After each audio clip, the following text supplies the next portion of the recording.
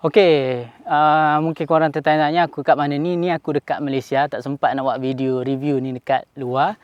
Jadi aku cari tempat yang sama macam luar negara, dekat Arab Saudi. Lawa kan? Lawa kan? Okey, jadi seterusnya hari akhir aku berada dekat, sekejap lighting cantik. Sini. Okey, seterusnya aku berada selesai saja dekat buat berada dekat hari terakhir. Panjang cerita pula. Hari terakhir berada dekat Mekah. Jadi untuk kita keluar daripada Mekah ni, dia ada satu syarat yang kita kena buat, iaitu tawaf wida'. Tawaf wida' ni apa? Tawaf untuk ucapkan selamat tinggal lah. Jadi kita orang buat tawaf wida' tu macam biasa, tawaf 7 pusingan, niat tawaf wida'. Sekejap, aku rasa kena tinggi lagi dah lawa ni. Baru ngam. Okey. Okey, jadi kita kena buat tawaf wida'. Jadi tawaf wida' ni dia untuk ucap selamat tinggal lah, daripada kita nak tinggalkan Mekah tu, kita kena buat tawaf wida' untuk ucap selamat tinggal. Dan syarat tawaf wida' ni, bila korang dah buat tawaf wida', korang tak boleh nak tidur dekat sana. Korang tak boleh nak, sebab tu kita buat esokkan harinya sebelum kita balik tu. Sebab kita tak boleh nak tidur dekat sana. Kita, yang bolehnya solat pun lepas tawaf tu hanya boleh solat sunat tawaf. Yang lain solat sunat tahiyatul masjid ke, ataupun nak solat apa semua dekat masjid tu tak boleh. Dia macam kena terus pergi, lepas tu tak boleh nak ambil gambar ke apa semua dekat atas tu. Jadi kena ibarat macam nak cepat lah, sebab kita dah nak tinggal kan. Lepas tawaf tu dah tak boleh nak buat semua tu, sebab ucap selamat tinggal. Jadi selesai je tawaf tu, kita orang pun terus balik, siap-siap packing bag dan terus naik bas untuk terus ke Mekah. Okey, ke Mekah ni, untuk daripada ke Madinah ni, daripada perjalanan dia daripada Mekah ke Madinah ni ambil masa lebih kurang dalam dia macam lebih kurang Kelantan nak pergi KL lah, lebih kurang dalam 5 ke 6 jam. Jadi agak jauh juga perjalanan dia. Dan waktu tu cuaca masa tu agak panas. Jadi memang aku rasa bahan dia, walaupun naik bas yang ada aircon, tapi boleh rasalah dia punya panas dia tu. Memang aku rasa sangat panas. Dah lah waktu tu aku demam. Jadi memang tak selesa dalam bas tu, tidur pun tak selesa. Rasa dalam bas tu bahang dia tu. Dan perjalanan dia agak jauh jugalah. Cuma yang aku sukanya, sebab dia highway dan memang membosankan lah. Sebab bila keluar je daripada kota Mekah tu, dia pergi highway, kalau naik highway tu nampak kiri kanan tu kosong. Nampak bukit bukau sahaja. Dia tak ada benda lain. Tu je, bukit bukau. Lepas tu adalah nampak yang aku perasan.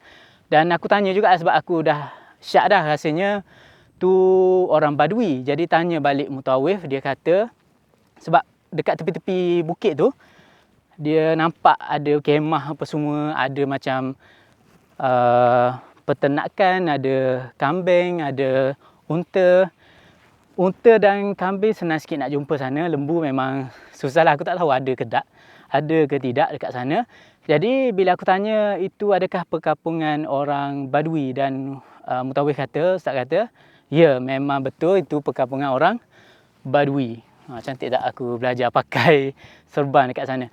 Jadi lepas tu, lepas perkampungan, aku nampak perkampungan Badui apa semua. Jadi perjalanan dia agak membosankan. Lepas tu jalan dia memang, disebabkan di negara kaya, jalan dia tu memang cantik lah. Tak ada lubang-lubang macam negara kita ni. Jadi pergi sana, naik selama 6 jam, memang panas. Lepas tu selesai je pergi sana, aku terus pergi, kita orang singgah dulu dekat R&R untuk solat jamak. Solat jamak Zuhur dan juga Asar dekat satu masjid ni. Dan dalam keadaan panas, lepas tu turun tu pun cuaca agak panas. Tapi yang menariknya, lepas aku pergi tu, ambil je wuduk, lepas tu angin tiup memang sejuk sangat. Masuk dalam tu rasa sejuk, tapi dalam keadaan tak selesa lah. Sebab macam aku bagi tahu, yang negara sana walaupun sejuk, dia kering, keadaan dia kering. Dan campur lagi aku demam waktu tu. Jadi memang masuk tu sejuk sangat dalam dalam masjid lagi lah sebab dia ada aircon. Jadi selesai je solat terus naik bas dan terus bergerak ke Mekah.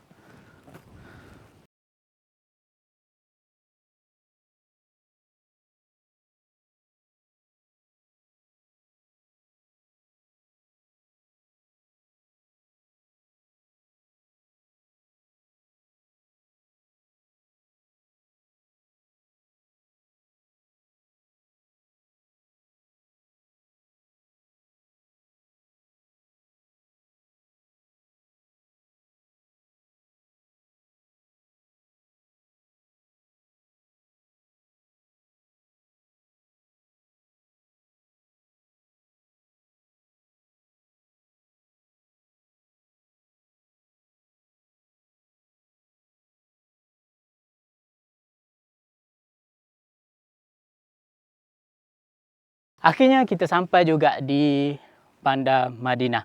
Jadi dekat Madinah tu kita orang book hotel dekat Dalah Taibah yang betul-betul dekat belakang Masjidil Nabawi. Dan bila sampai je Madinah ni, suasana dia agak lain sikit lah. Dia agak macam, mungkin bagi aku dia rasa lebih tenang sikit berbanding dengan Mekah. Cuaca dia lagi, tahulah, macam sebab tak ramai orang kot. Aku rasa macam tu kot. Sebab Masjid Nabawi pun tak ramai seperti, ramai orang tapi tak ramai seperti di Mekah, di Masjidil Haram. Jadi sampai je sana, aku terus masuk bilik dan waktu tu aku tak buat apa-apa sebab merasa badan dah pun tak selesa.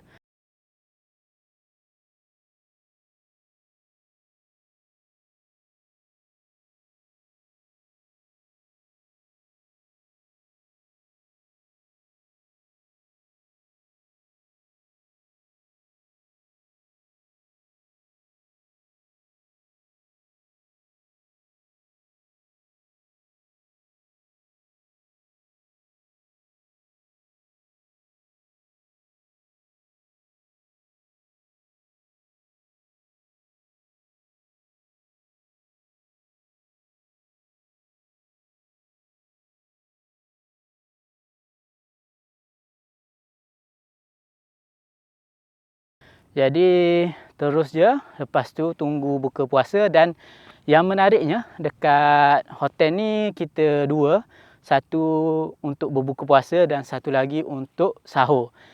Dan untuk berbuka puasa tu aku rasa macam makanan dia tu ke arah kemelayuan sikit lah.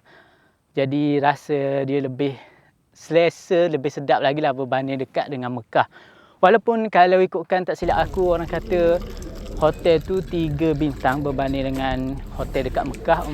Dekat Mekah tu 5 bintang, dekat Madinah ni 3 bintang. Tapi bagi akulah, aku rasa selesa hotel dekat Madinah ni lagilah, dekat Dalah Taibah lagilah berbanding dengan hotel dekat Mekah tu. Aku tak ingat nama hotel apa. Tak apa, nanti aku ada letak lah tu dalam video tu.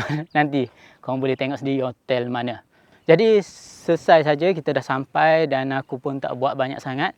Esokkan harinya, kalau ikutkan, jemaah kita akan pergi melawat ke makam Nabi Muhammad dan juga Khulafah Ar-Rasyidin lah, termasuk Abu Bakar dan juga Umar sebab dia dekat dalam Masjidil Nabawi.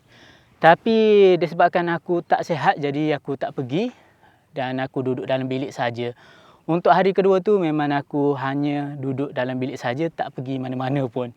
Sebabnya aku takut kalau aku pergi juga, takut tambah lagi sakit ni. Takutnya makin melarat, jadi takut ada aktiviti lain yang aku tak dapat pergi, jadi rugilah. Jadi aku terpaksa, biar tak dapat pergi ni, mungkin selepas tu aku dapat pergi lagi.